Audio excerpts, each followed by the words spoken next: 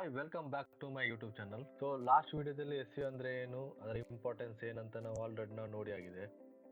So ಈ ವಿಡಿಯೋದಲ್ಲಿ ನಾವು ಸರ್ಚ್ ಇಂಜಿನ್ಸ್ ವರ್ಕ್ ಹೇಗೆ ಮಾಡುತ್ತೆ ಅಂತ ಒಂದು ನೋಡ್ತಾ ಹೋಗೋಣ. ಅಂದರೆ how search engine will be works ಅಂತ.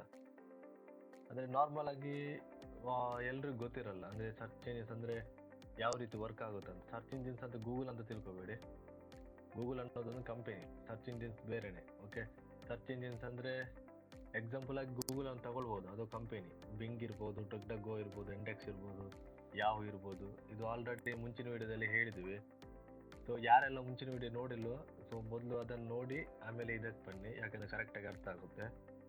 ಸೊ ಮೊದಲನೇದಾಗಿ ನಾವೀಗ ಯಾವ ರೀತಿ ವರ್ಕ್ ಆಗುತ್ತೆ ಅಂತ, ಸರ್ಚ್ ಇಂಜಿನ್ ಯಾವ ರೀತಿ ವರ್ಕ್ ಆಗುತ್ತೆ ಅಂತ ನೋಡ್ತಾ ಹೋಗೋಣ. ಸೊ ಜಸ್ಟ್ ನಾನೀಗ ಟೈಪ್ ಮಾಡ್ತಾಯಿದ್ದೀನಿ, ಸರ್ಚ್ ಇಂಜಿನ್ ಮಾರ್ಕೆಟ್ ಶೇರ್ ಅಂತ.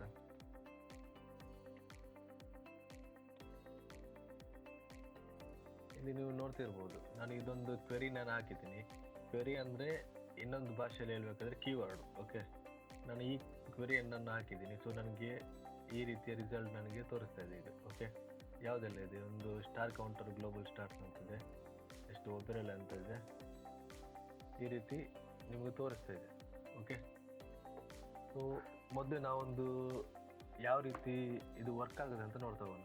ಇಮೇಜಲ್ಲಿ ಒಮ್ಮೆ ನೋಡ್ತಾ ಹೋಗೋಣ. ನಾವು ಇಲ್ಲಿಗೆ ಈಗ ಬಂದಿದ್ದೀವಿ, ಇಮೇಜಲ್ಲಿ ಒಮ್ಮೆ ನೋಡ್ತಾ ಹೋಗೋಣ. ಓಕೆ, ಇಮೇಜನ್ನು ನಾವು ಸೆಲೆಕ್ಟ್ ಮಾಡೋಣ ಯಾವ ರೀತಿ ಇದೆ ಅಂತ. ಸ್ವಲ್ಪ ಝೂಮ್ ಇನ್ ಮಾಡೋಣ. ಓಕೆ,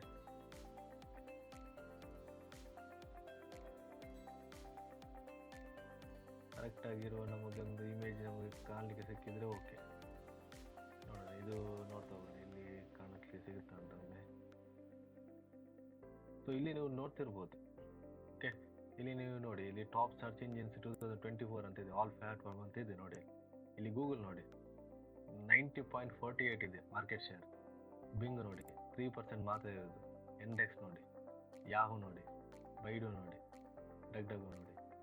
ಇಲ್ಲಿ ನಿಮಗೆ ಅನಿಸ್ಬೋದು ಈಗ ಯಾವುದು ಟಾಪಲ್ಲಿದೆ, ಯಾವುದು ಡಾಮಿನೇಟ್ ಆಗಿದೆ ಅಂತ ಹೇಳಿದ್ರೆ ಅದು ಗೂಗಲ್ ಮಾತ್ರ. ಗೂಗಲ್ ಅಂದರೆ ಎಲ್ಲರೂ ಯೂಸ್ ಮಾಡ್ತಾರೆ, ಜಾಸ್ತಿ ಸರ್ಚ್ ಇಂಜಿನ್ಸ್ ವರ್ಕ್ ಆಗಿದೆ ಗೂಗಲ್ ಮೇಲೆ. ಓಕೆ, ಎಲ್ಲ ಬಿಸ್ನೆಸ್ಗಳು ನಾರ್ಮಲಾಗಿ ಯೂಸ್ ಮಾಡೋದೇ ಗೂಗಲ್.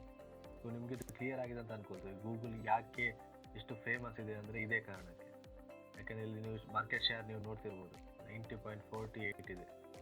ಓಕೆ, ಇಮೇಜ್ ಏನಾದ್ರು ಸಿಕ್ಕಿದ್ರೆ ನೋಡ್ತಾ ಹೋಗೋಣ, ಇಮೇಜ್ ಏನಾದ್ರು ಸಿಗುತ್ತಂತ. ನೋಡಿ ಇಮೇಜ್ ಸಿಕ್ಕಿದೆ ನೋಡಿ, ಇಲ್ಲಿ ನೋಡಿ ಡೆಸ್ಕ್ಟಾಪಲ್ಲಿ ನೋಡಿ, ಇದು ಸರ್ಚ್ ಇಂಜಿನ್ಸ್ ಮಾರ್ಕೆಟ್ ಶೇರ್ ಅಂತ ಇದೆ ನೋಡಿ. ಇದು ಮಾರ್ಕೆಟ್ ಶೇರ್ ಡೆಸ್ಕ್ಟಾಪಲ್ಲಿ 2024 ಪ್ರಕಾರ ಗೂಗಲ್ 79 ಇದೆ, ಬಿಂಗ್ ನೋಡಿ 11 ಇದೆ. ಓಕೆ, ಇದೆಲ್ಲ ಸರ್ಚ್ ಇಂಜಿನ್ಸ್. ಓಕೆ, ಮೊದಲೇ ವಿಡಿಯೋದಲ್ಲಿ ನಾನು ಹೇಳಿದ್ದೀನಿ, Google, Bing, Yahoo, Yandex, DuckDuckGo, Baidu, ಇದೆಲ್ಲ ಸರ್ಚ್ ಇಂಜಿನ್ಸ್. ಇದು ಯಾವ ರೀತಿ ವರ್ಕ್ ಆಗುತ್ತೆ ಅಂದರೆ ಎಷ್ಟು ಜನರು ಯೂಸ್ ಮಾಡ್ತಿದ್ದಾರೆ ನೋಡಿ, ಅದರ ಮೇಲೆ ಇದು ಡಿಪೆಂಡ್ ಆಗಿದೆ. ಓಕೆ, ಸೊ ಇದು ಕ್ಲಿಯರ್ ಆಗಿದೆ ಅಂತ ನಾನು ಅನ್ಕೊಳ್ತಿದ್ದೀನಿ ನಿಮಗೆ. ಈಗ ಇದು ಟ್ಯಾಬ್ಲೆಟ್. ಓಕೆ, ಟ್ಯಾಬ್ಲೆಟ್ ಅಂದರೆ ಇದು ನೀವು ನೋಡ್ತಿರೋ, ಡೆಸ್ಕ್ಟಾಪ್ ಅಂದರೆ ಬೇರೆ. ವೆಬ್ಸೈಟ್ ಏನಂದರೆ 3 ಪ್ರಕಾರದಲ್ಲಿ ವರ್ಕ್ ಆಗುತ್ತೆ. ಒಂದು ಡೆಸ್ಕ್ಟಾಪು, ಒಂದು ಟ್ಯಾಬ್, ಒಂದು ಮೊಬೈಲ್. ಇದು ಡೆಸ್ಕ್ಟಾಪಲ್ಲಿ ನೋಡಿ ಇಷ್ಟಿದೆ, ಟ್ಯಾಬ್ಲೆಟಲ್ಲಿ ನೋಡಿದರೆ ಇಷ್ಟಿದೆ, ಅಂದರೆ ಟ್ಯಾಬ್ ಅಂತ ಹೇಳ್ತಾರೆ. ವೆಬ್ಸೈಟ್ ಮಾಡುವಾಗ 3 ಕನ್ಸಿಡರ್ ಮಾಡಿ ನಾವು ವೆಬ್ಸೈಟ್ ಮಾಡೋದು. ಓಕೆ, ಇದು ಮೊಬೈಲ್ ನೋಡಿ ಎಷ್ಟು ಜನ ಯೂಸ್ ಮಾಡ್ತಿದ್ದಾರೆ ನೋಡಿ. ಇದು ಮೊಬೈಲ್ ಬೇರೆನೇ ಇದೆ, ಅದು ಬೇರೆನೇ ಇದೆ. ಓಕೆ, ಇದು ನಿಮಗೆ ಅರ್ಥ ಆಗಿದೆ ಅಂತ ನಾನು ಅನ್ಕೊಳ್ತಿದ್ದೀನಿ. ಈಗ ನಾವು ನೋಡೋಣ, ಈಗ ಅಂದರೆ ಸರ್ಚ್ ಇಂಜಿನ್ಸ್ ಯಾವ ರೀತಿ ವರ್ಕ್ ಆಗುತ್ತೆ ಅಂತ ನೋಡ್ತಾ ಹೋಗೋಣ. ಓಕೆ, ಅದಕ್ಕೊಂದು ಡಯಾಗ್ರಾಮ್ ನಾವು ಪ್ರಿಪೇರ್ ಮಾಡಿದ್ದೀವಿ, ಇಲ್ಲಿ ನೀವು ನೋಡ್ತಿರ್ಬೋದು ಹೇಗೆ ವರ್ಕ್ ಆಗುತ್ತೆ ಅಂತ. ಮೊದಲು ನಾನು ಹಾಕಿರೋದು ಕ್ವೆರಿ. ಓಕೆನಾ, ಇಲ್ಲಿ ನಾನು ಮೊದಲು ಹಾಕಿರೋದು ನಾನು ಕ್ವೆರಿ ಹಾಕಿದ್ದೀನಿ ನಂದು. ಓಕೆ, ಕ್ವೆರಿ ಹಾಕಿದ ತಕ್ಷಣ ನನಗೆ ರಿಸಲ್ಟಲ್ಲಿ ಶೋ ಆಗಿದೆ. ಓಕೆ, ಬ್ಯಾಕ್ ಬರೋಣ ಒಮ್ಮೆ. ಇಲ್ಲಿ ನೀವು ನೋಡ್ತಾ ಇರ್ಬೋದು ನೋಡಿ, ಇದು ಕ್ವೆರಿ ಹಾಕಿದ್ದೀನಿ. ಕ್ವೆರಿ ಹಾಕುವಾಗ ನನಗೆ ರಿಸಲ್ಟ್ ಶೋ ಆಗಿದೆ. ಅದೇ ರೀತಿ ಇದು ಕೂಡ ನೋಡಿ, ಕ್ವೆರಿ ಮೊದಲೇದು. ಓಕೆ, ಕ್ವೆರಿ ನಾವು ಹಾಕಿರುವಾಗ, ಕ್ವೆರಿ ಅಂದರೆ ಕೀವರ್ಡ್ ಅಂತ ಹೇಳ್ತಾರೆ. ಓಕೆ, ಕೀವರ್ಡ್ ಅಂತ ಇದಕ್ಕೆ ಹೆಸರು. ಕ್ವೆರಿ ಅಂದರೆ ಕೀವರ್ಡ್. ಓಕೆ, ಇದೊಂದು ಕ್ಲಿಯರ್ ಅರ್ಥ ಮಾಡ್ಕೊಳ್ಳಿ. ಇದು ಕ್ವೆರಿ ಆದಮೇಲೆ ನೆಕ್ಸ್ಟ್ ಏನಾಗುತ್ತೆ ಅಂದರೆ ಡೈರೆಕ್ಟಾಗಿ ಇಲ್ಲಿ ನೀವು ನೋಡ್ತಿರ್ಬೋದು, ನೀವು ಅಂದರೆ ವೆಬ್ಸೈಟ್ ನಿಮ್ದು ಇರುತ್ತೆ. ಓಕೆ, ವೆಬ್ಸೈಟಿಗೆ ಜಸ್ಟ್ ಪ್ರಿಪೇರ್ ಮಾಡಿದ್ರೆ ಸಾಕಾಗಲ್ಲ, ಇದು ಮೊದಲು ಅರ್ಥ ಮಾಡ್ಕೋಬೇಕು. ಎಲ್ಲ ಬಿಸ್ನೆಸ್ ಓನರ್ಸ್ ಕೂಡ ಅಷ್ಟೇ. ವೆಬ್ಸೈಟ್ ನಾವು ಮಾಡಿದ ತಕ್ಷಣ ನಮ್ಮ ಬಿಸ್ನೆಸ್ ಬರಲ್ಲ.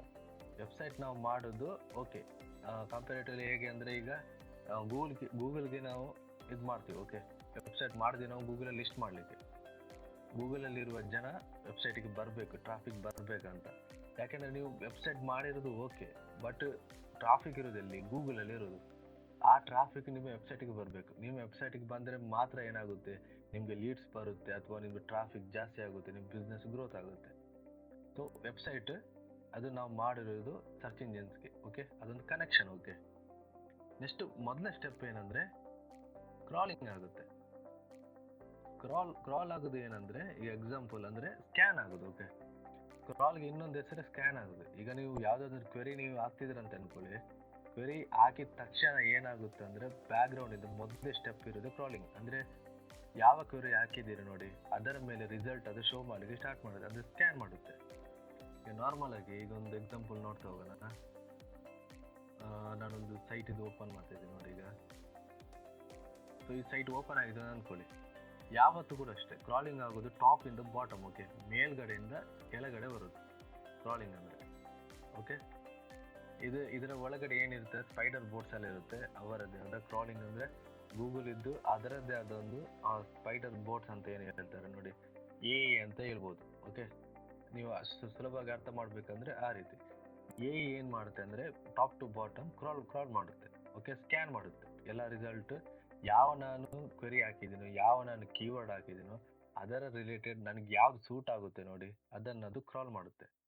ಕ್ರಾಲ್ ಮಾಡಿ ನೆಕ್ಸ್ಟ್ ಸ್ಟೆಪ್ ಏನಂದರೆ ಇಂಡೆಕ್ಸಿಂಗ್. ಓಕೆ, ಇಂಡೆಕ್ಸಿಂಗ್ ಅಂದರೆ ಏನಂದರೆ, ಈಗ ಇಲ್ಲಿ ಕ್ರಾಲ್ ಆಗುತ್ತಿದೆ. ಈಗ ಮೊದಲು ನಾನು ಕ್ವೆರಿ ಹಾಕಿದ್ದೀನಿ, ಕ್ರಾಲ್ ಆಯಿತು. ಕ್ರಾಲ್ ಆಗಿ ಏನು ಮಾಡುತ್ತೆ ಅಂದರೆ ಅದು ಕಾಪಿ ಮಾಡುತ್ತೆ.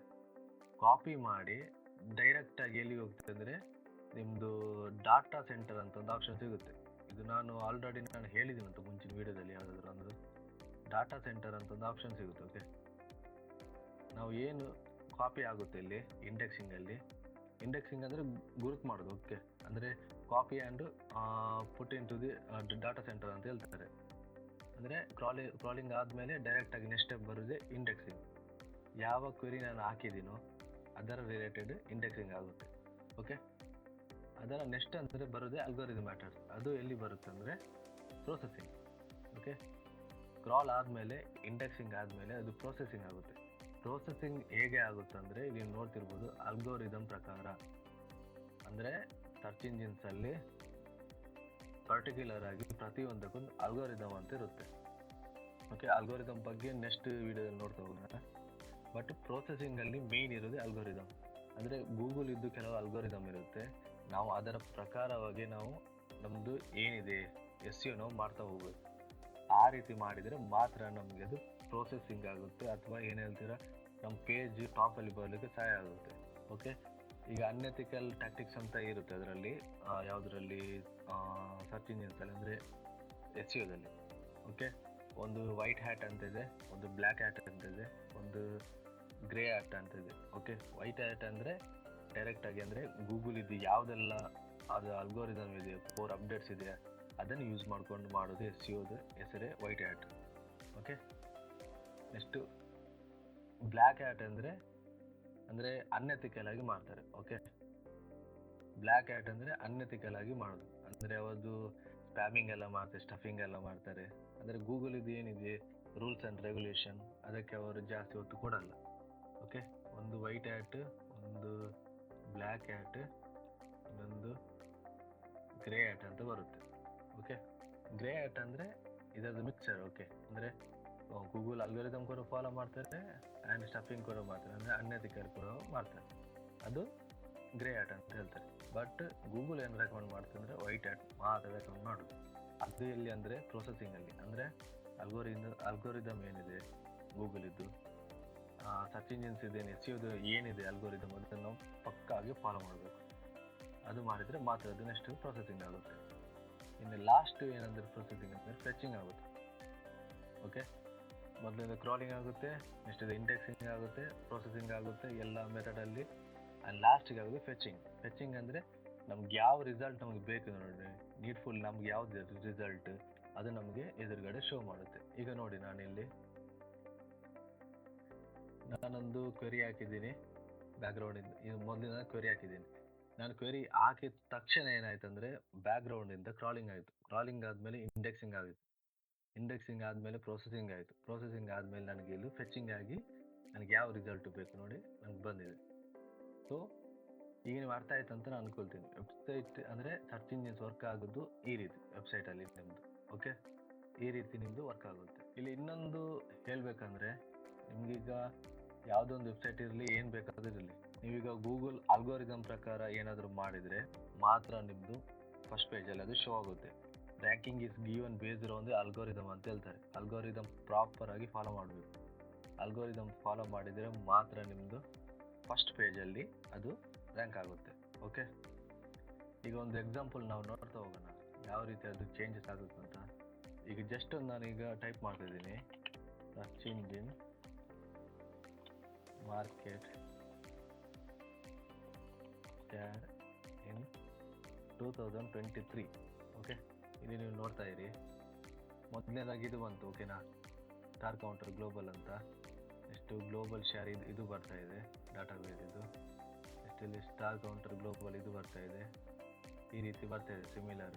ಓಕೆ, ಪ್ರೊಸೀಡ್ ಇನೋವೇಟಿವ್ ಈ ರೀತಿ ಬರ್ತಾ ಇದೆ. ಈಗ ಜಸ್ಟ್ ಇದೊಂದು ಕ್ವೆರಿ ಅಲ್ಲ, ಈಗ ಜಸ್ಟ್ ನಾನು 2024 ಮಾಡ್ತಾಯಿದ್ದೀನಿ. ಯಾವ ರೀತಿ ಫ್ರ್ಯಾಕ್ಷನ್ ಆಫ್ ಸೆಕೆಂಡಲ್ಲಿ ನೋಡಿ, ಫ್ರ್ಯಾಕ್ಷನ್ ಆಫ್ ಸೆಕೆಂಡಲ್ಲಿ ಚೇಂಜ್ ಆಗ್ತಾ ಇದೆ. ಓಕೆ, ಇನ್ನೊಂದು ನಾವು ಎಕ್ಸಾಂಪಲ್ ನೋಡ್ತಾ ಹೋಗೋಣ, ನಿಮಗೆ ಅದು ಕ್ಲಿಯರಾಗಿ ಅರ್ಥ ಆಗುತ್ತೆ ಅವಾಗ. ಓಕೆ, ಅಂದರೆ ಯಾವುದು ಕೂಡ ಅಷ್ಟೇ. ಈಗ ಎಕ್ಸಾಂಪಲ್ ಯಾವುದಾದ್ರೂ SEO ಮಾಡ್ತಿದ್ದಾರೆ ಅಂದರೆ ಒಂದು ವೆಬ್ಸೈಟ್ ಮೇಲೆ ಮಾಡೋದಂದರೆ ಒಂದು ಪೇಜ್ ಮೇಲೆ, ಪರ್ಟಿಕ್ಯುಲರ್ ಪೇಜ್ ಮೇಲೆ ಅವರು ಒಂದು ಕೀವರ್ಡ್ ತೊಗೊಂಡು SEO ಮಾಡ್ತಾರೆ. ಓಕೆ, ಆ ಪರ್ಟಿಕ್ಯುಲರ್ ಕೀವರ್ಡ್ ಹಾಕಿದರೆ ಮಾತ್ರ ನಿಮ್ಮದು ರಿಸಲ್ಟ್ ಶೋ ಆಗುತ್ತೆ. ಒಂದು ಅಂದರೆ ಆಚೆ ಈಚೆ ಆದರೂ ಕೂಡ ರಿಸಲ್ಟ್ ಬೇರೆಯೇ ಬರುತ್ತೆ. ಸೊ ಕೀವರ್ಡ್ ಅದಕ್ಕೆ ಹೇಳೋದು, ಕೀವರ್ಡ್ ರಿಸರ್ಚ್ ಮಾಡೋದು ವೆರಿ ಇಂಪಾರ್ಟೆಂಟ್. ಯಾಕಂದರೆ ಪ್ರತಿಯೊಂದರಲ್ಲಿ ಇರೋದೇ ಕೀವರ್ಡ್ ಮೇಲೆ. ಓಕೆ, ಕೀವರ್ಡ್ ಕರೆಕ್ಟಾಗಿ ರಿಸರ್ಚ್ ಮಾಡಬೇಕು. ಅವರದ್ದು ಬಿಸ್ನೆಸ್ ಏನಿದೆ, ಬಿಸ್ನೆಸ್ ಯಾವ ರೀತಿ ವರ್ಕ್ ಆಗುತ್ತೆ, ಅದರ ಮೇಲೆ ಯಾವ ಕೀವರ್ಡ್ ವರ್ಕ್ ಆಗುತ್ತೆ ಅದನ್ನು ತಗೊಂಡು ಆಮೇಲೆ ಕೀವರ್ಡ್ ರಿಸರ್ಚ್ ಮಾಡಿ SEO ಮಾಡೋದು. ಓಕೆ, ಈಗ ಜಸ್ಟ್ ಒಂದು ನಾವು ನೋಡ್ತಾ ಹೋಗೋಣ. ಈಗ ಒಂದು ಸರ್ಚ್ ಮಾಡ್ತಿದ್ದೇನೆ, best birthday wishes for mother, ಇದೊಂದು ನಂದು ಈಗ ಕ್ವೆರಿ. ಓಕೆ, ನಾನು ಸರ್ಚ್ ಮಾಡ್ತಾಯಿದ್ದೀನಿ. ಇಲ್ಲಿ ನೀವು ನೋಡ್ತಿರ್ಬೋದು, ಈಗ best birthday wishes for mother ಅಂತ ಬರ್ತಿದೆ. ಇಲ್ಲಿ ಅಡಬ್ಗೆ ಏನು ಕೆಲಸ, ಅಡಬ್ ಇರೋದು ಸಾಫ್ಟ್ವೇರ್, ಅಂದರೆ ವಿಡಿಯೋ ಎಡಿಟಿಂಗ್ ಎಲ್ಲ ಮಾಡ್ತಾರೆ, ನಿಮ್ಗೆ ಗೊತ್ತಿರ್ಬೋದು. ಬಟ್ ಆದರೂ ಕೂಡ ಇಲ್ಲಿ ಅವರದ್ದು ಶೋ ಆಗ್ತಿದೆ. ಯಾಕೆ ಅಂದರೆ ಹೇಳಿದರೆ ಇವರು ಎಲ್ಲೆಲ್ಲಿಂದ ಟ್ರಾಫಿಕ್ ಬರಲಿಕ್ಕೆ ಸಾಧ್ಯ ಇದೆ, ಯಾವ್ಯಾವ ಟಾಪಿಕಿಂದ, ಅದರ ಮೇಲೆ ಇವರು ಕೂಡ ವರ್ಕ್ ಮಾಡ್ತಾ ಇರ್ತಾರೆ.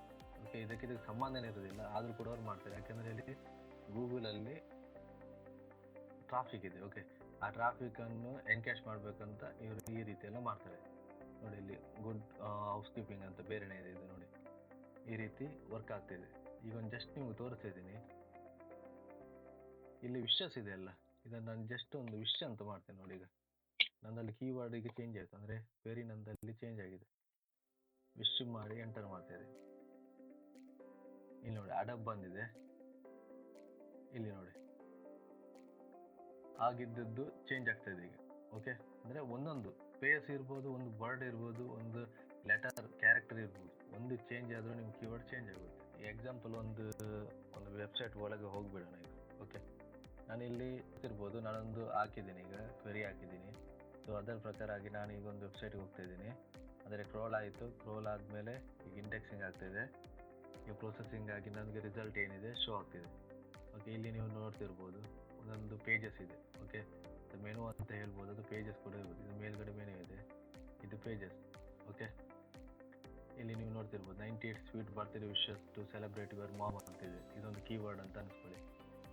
ಈಗ ನೆಕ್ಸ್ಟ್ ಕೆಳಗಡೆ ಬನ್ನಿ, ಇಲ್ಲಿ ನೋಡಿ short and sweet birthday wishes for my mom, ಇದೊಂದು ಕೀವರ್ಡ್ ಕ್ವೆರಿ. ಓಕೆ, ಇದು touching birthday wishes to my mom. ನೋಡಿ ಎಷ್ಟು ಕೀವರ್ಡ್ ಚೇಂಜ್ ಆಗ್ತಿದೆ ನೋಡಿ. ಅಂದರೆ ಬೇರೆ ಬೇರೆ ಕೀವರ್ಡಲ್ಲಿ ಅವರು SEO ಮಾಡ್ತಿದ್ದಾರೆ. Birthday blessing for my mom ಅಂತ ನೋಡಿ, ಇದೇ ರೀತಿ ವರ್ಕ್ ಆಗುತ್ತೆ ನೋಡಿ. ಇಲ್ಲಿ ನೋಡಿ funny birthday wishes for my mother ಅಂತ ನಾನು ಹಾಕಿರೋದು ಏನಲ್ಲಿ keyword best wishes for my mother ಅಂತ. ಬಟ್ ಇಲ್ಲಿ ಎಷ್ಟು ರಿಸಲ್ಟ್ ಶೋ ಆಗ್ತಿದೆ ನೋಡಿ. ಇಲ್ಲಿ ನೀವು ಯೋಚನೆ ಮಾಡ್ತೀವಿ ಇದೇನು ವಿಡಿಯೋ ರನ್ ಆಗ್ತಿದೆ ಅಂತ. ಇದು ಮುಂಬರುವ ದಿನ ನಾನು ಹೇಳ್ತೀನಿ ಹೇಗೆ ಅಂತ. ಇದು ಆ್ಯಡ್ಸೆನ್ಸ್ ಅಂತ ಹೇಳ್ತಾರೆ, ಅಂದರೆ ರನ್ ಆಗುತ್ತೆ ಗೂಗಲ್ ಆ್ಯಡ್ಸಲ್ಲಿ ಇಲ್ಲಿ. ಓಕೆ, ನಾವೇನಾದರೂ ಈಗ ನೋಡ್ತಿದ್ರೆ ಅವರಿಗೆ ಅಲ್ಲಿ ಅಂದರೆ ಏನಂದರೆ ಆ್ಯಡ್ಸೆನ್ಸ್ ಮುಖಾಂತರ ಅವ್ರಿಗೆ ಇನ್ಕಮ್ ಆಗ್ತಾ ಇರುತ್ತೆ.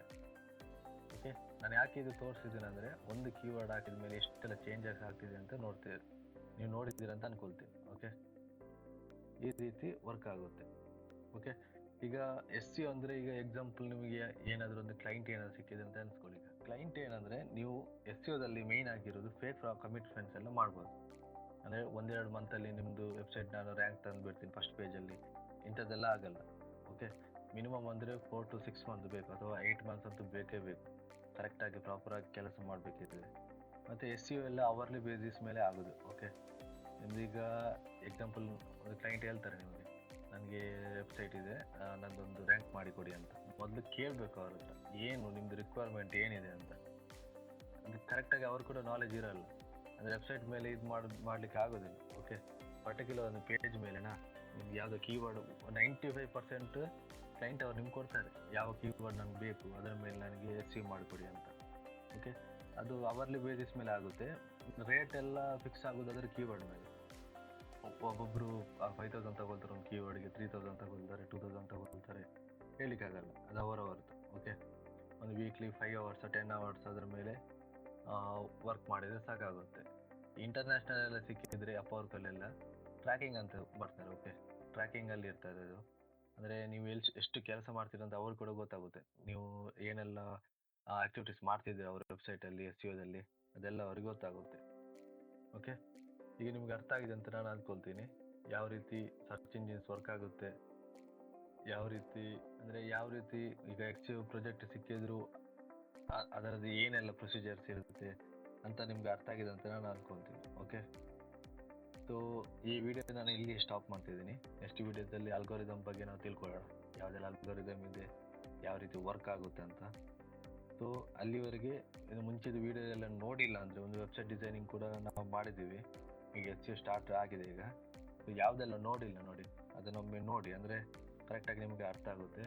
ಹಾಗೆ ಇದೇ ರೀತಿಯ ಡಿಜಿಟಲ್ ಮಾರ್ಕೆಟಿಂಗ್ ರಿಲೇಟೆಡ್ ಯಾವುದೇ ಟಾಪಿಕ್ಸ್ ಕನ್ನಡದಲ್ಲಿ ಕಲಿಯೋ ನಿಮಗೆ ಆಸಕ್ತಿ ಇದ್ದರೆ, ಅವಿನಾಶ್ ಪೂಜಾರಿ ಈ ಯೂಟ್ಯೂಬ್ ಚಾನಲ್ನ ಲೈಕ್ ಮಾಡಿ, ಶೇರ್ ಮಾಡಿ, ಸಬ್ಸ್ಕ್ರೈಬ್ ಮಾಡಿ.